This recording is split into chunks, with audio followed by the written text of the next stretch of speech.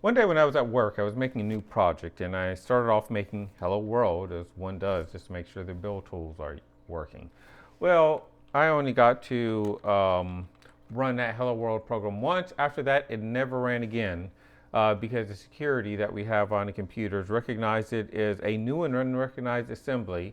It matched the hash of some malware, and the security group very quickly shut it down. And then I had to fill out some paperwork, explain what was the business justification for this executable, provide a copy for the security group so that they could analyze it.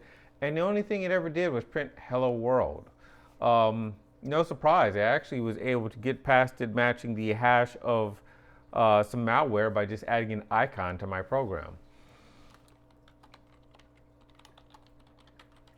So when I was going through that, one of the things I thought is, man, it really would be nice if I could account for every single byte within this program so that if something like this pops up, I can 100% confidently tell security, no, every single one of those bytes is, I can tell you what it does. And you're generally not going to be able to do that whenever you're using a high level language. I mean, the only way that you could accomplish that, at least somewhat reasonably, is if the program were written in assembly. Although developing in assembly for most tasks, that itself wouldn't be reasonable. But that still got me thinking, what if I wanted to do something in assembly? Now, I'm just doing this as an experiment. Let me tell you, you absolutely should not be doing this because chances are you're not writing device drivers. You don't need to use those special instructions that are there just for encryption or compression. You're probably not trying to write some type of highly optimized math library or something for AI training. Unless you're doing the low level details of one of those things or a few other things, you probably don't need to be using assembly to begin with. Now, there are some edge cases, and I'm not going to get into those here. And so, like I said, I'm just doing this as an experiment. Now, I'm not even sure why I erased the contents of that file because I'm going to erase that file altogether. Catching you up with what I've done is I am using Visual Studio 2022. I created a new C++ project. This is a console project. And then I erased the one source file that was in there from it. So now we've got nothing. I plan on using this to make an assembler program. So let's see, add new item. And so here it thinks I'm trying to add a C++ item. That's not what I'm trying to do. I'm just going to name it main.asm. Okay, so we have an assembly file here within a project. Now we're not going to be able to compile this yet. There are actually some build options that we need to change. So let's see if I remember how to do this. So I right click on a project, build dependencies is what I want, build configurations. And I am sorry that this text is so small. I will zoom in so that you can see what it says. Okay, we want to select MASM, which stands for Microsoft Assembler. After selecting that, you can select OK. And so that's all you really need for this to support compiling an assembler program. Now, chances are, actually, let me try something. If I do a compile, we should get an error here. Oh, no, we didn't get one. The question is whether or not it processed my assembly file. Now, my assembly file does not contain anything in it. Let's add something. The data section, the code section. Within the code section, we want to have a main procedure. And let's see, the main procedure, at least for now, does not really need to do anything. So we're just going to say main end procedure. And then we can end our assembler altogether. If I compile now, I'm going to put something that's not, let's put in some incorrect syntax here. This will let us know whether or not it's actually looking at it. And yeah, so it's still working. So what that tells me is it's not processing this at all. So what we need to do is we're going to unload this project. This, the unload project. Yes. Now I want to look at the project file. my item group right there has none on it for my main ASM, so it's ignoring it. So we need to change this item group to MASM. Now if I reload the project, it should try to compile it, and I should get some errors about what I've placed in here. Yep, I've got some errors. And so, can I make this larger? Nope, I can't. Okay, so through the magic of editing the video in post, let's enlarge this so you can see what it says. You can see that's just random text that I typed in. We're not going to worry about that other error just yet. Let's actually get something in here that does something. So what shall I have this do? I'll just have it to do hello world. So we're going to print some text to the screen. I need to declare some of the procedures from the Windows library that I'm going to call. So I need to call exit process. Let's see, write console A, write console, let's see, it's W. And for those of you that have done C++ programming for Windows before, you know that A and W, the A is for 8-bit characters and W is for 16-bit characters. And we're going to need get, std handle. And this is going to be used for getting the file handles, PROTO. So let's see, that's everything I'm going to need to call. Let's do my text. This is the name. I'll go ahead and use high-level descriptors here. So this is the name of the variable that I'm going to put my text in. And all I want to say is hello world. Put some extra characters on there for line carriage return and line feed. I think I got that right. Let's see, what else do we need? So I need my text length. I'm going to need to know the length of that string, and y is going to be apparent later. So we're in assembler. This is raw memory. Putting a null at the end of that string is just not going to do it. Now, MASM is a macro assembler.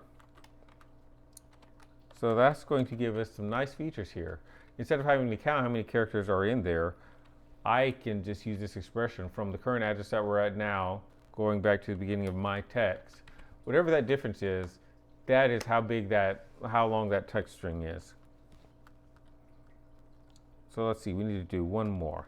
Let's do my extended text. And it's going to be DW. This means 32-bit, 16-bit character. And it's going to be weird how I have to do this one.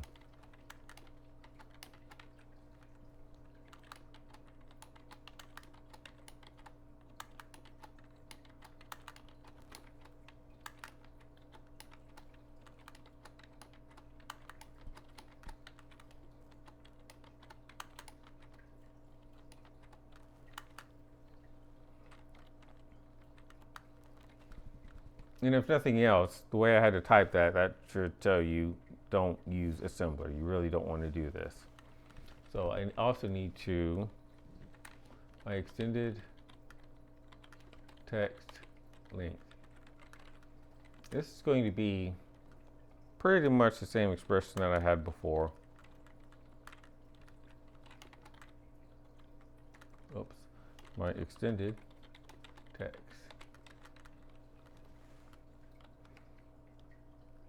Now we're going to need one other thing. I need a variable to hold the output handle. So we're going to do a global variable here. It's going to be 32 bytes, and it's going to default to 0. Oh, no, there's something else that I might need. Yeah, there is.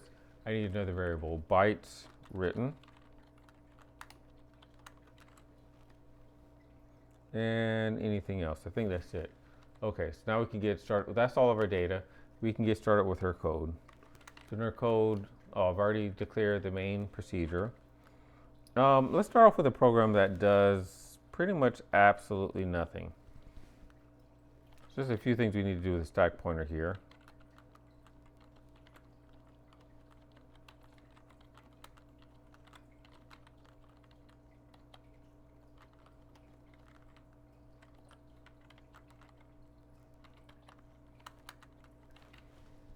Oops, and I wasn't paying attention. Okay, there we go. So generally, if I'm writing a procedure at the beginning of a procedure, I'm going to do all of that. At the end of the procedure, there would normally be something else that I do. We don't need to do it here, but I'm going to go ahead and type it in here anyway.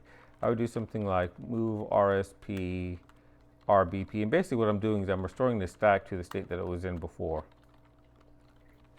And so that's what we would normally do at the end of a procedure. Now, we're not going to be calling any procedures that we're defining within here, so I did not actually need to do that.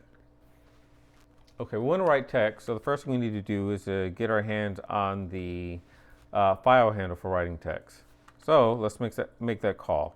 Most of our parameters are going to be passed in registers. So you're going to see me referring to a lot of the registers.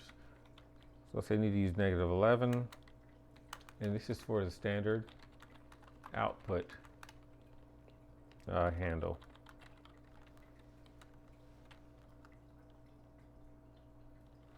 So make a call to the procedure get std handle, and after that call is done, we should have the handle value within the RAX register. So I want to go ahead and save that. Let's see, what have I done?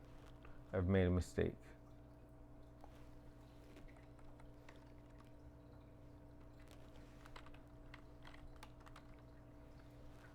So now we're going to start making our calls. So I'm going to move it to RCX. Once again, like I said, the parameters for a call are going into the registers. So I need for RCX to hold the, what is that called? The handle to the stream I'm going to be writing to. We need to specify what value we're going to be writing, which is held in the myText variable.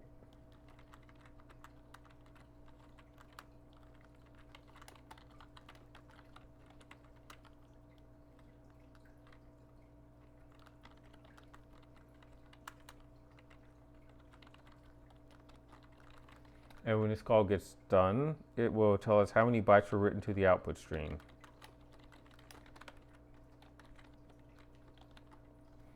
At this point, we actually have enough to run a program. So let's see, can we compile it? Nope, we cannot. So let's see where we have made mistakes. So I've typed in move instead of MOV. Made a mistake here. Missing a T.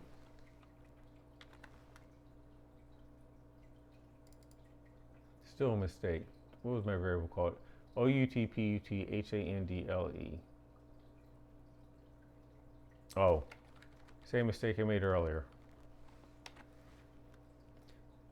Okay, we're down to 2 errors.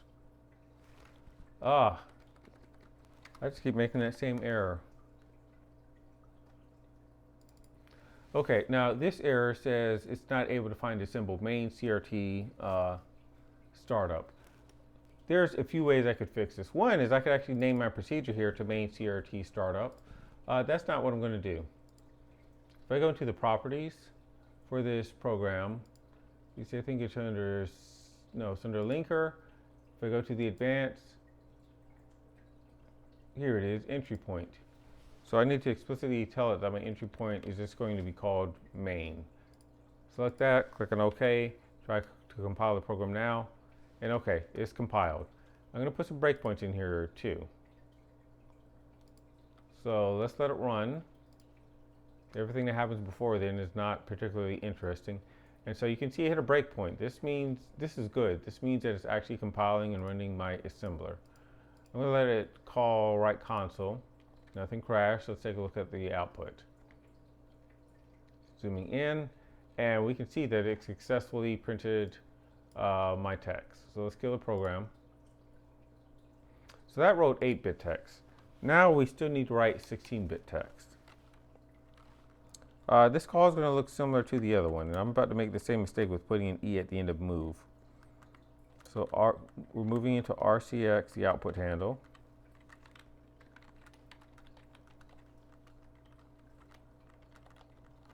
Let's see, RDX needs to have the address let's see, what was that called? I think it's my extended text. Yes, it is.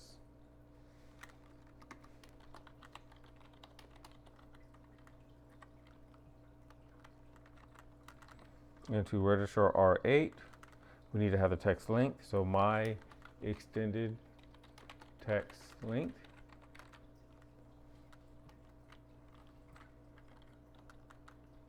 Into R9, it needs to know the address of our variable for bytes written.